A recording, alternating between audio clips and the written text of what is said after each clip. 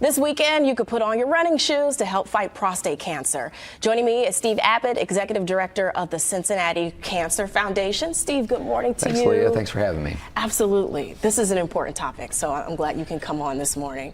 So first, let's talk about the numbers. Yep. When we're talking about prostate cancer, every 15 minutes, another American man dies from prostate cancer. Yeah, and it's most people don't realize. I mean, you've heard prostate cancer described different ways over the years. It's something you die with, not of, or it's an old man's disease.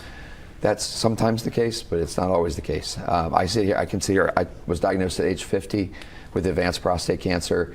There'll be close to 300,000 men that'll be diagnosed this year with prostate cancer. About 35,000 will pass away.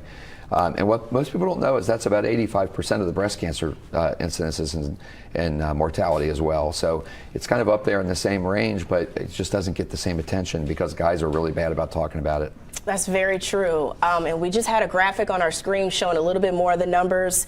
The American Cancer Society says 288,300 men will be told they have prostate cancer this year. This year, yeah. Wow. Yeah, and going back to the mortality too, bear in mind that's with so many things that have come along in the last 10 years. If those numbers would be worse, right? Because people are getting a life extension out of some of these treatments.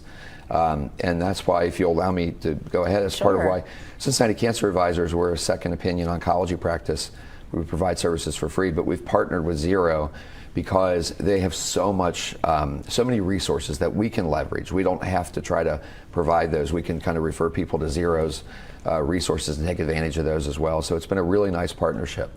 So tell us a little bit about Zero. Yeah, yep. So when I was diagnosed 10 years ago, first thing I did was started researching, prostate cancer, and I very quickly came across Zero's website and their resources, and it was what I used almost exclusively to get me to understand my disease, to be in a position to ask the right questions.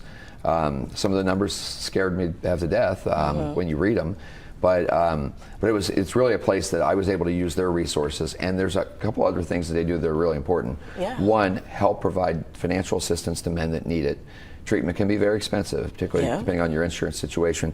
I've had $775,000 worth of services billed to my insurance company in the last 18 months.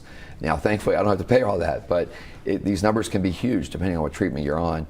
And they don't want people to be barred from treatment just because of lack of insurance or underinsurance. Another thing you do, but most importantly, in my opinion, is the research that they help enable, and they do that through lobbying. They're based out of Alexandria, Virginia, so they've got close access to Capitol Hill and the legislators there.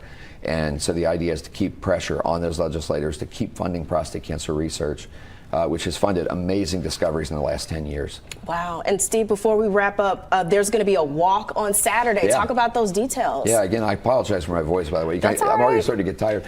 But Saturday, yeah, we'll start at 8, will be registration. The walk will start around 9. As of last night, we had 225 walkers, which I'm happy about. I think we're going to try to get to 250 by the weekend. Looks like we're going to hit our fundraising goal of $75,000. So for a second-year walk, I mean, there was a hiatus after COVID, and so we just got the walk back in the market this year. But looks like we're going to hit our fundraising goal. Looks like we're going to hit our participant numbers. The weather's going to be good. I already checked. So no reason not to come out. We'd love to have people out and just really build this as a community over the next several years. Absolutely. And so zerocancer.run/Cincinnati, Steve, is where we should go. That's right. That's right.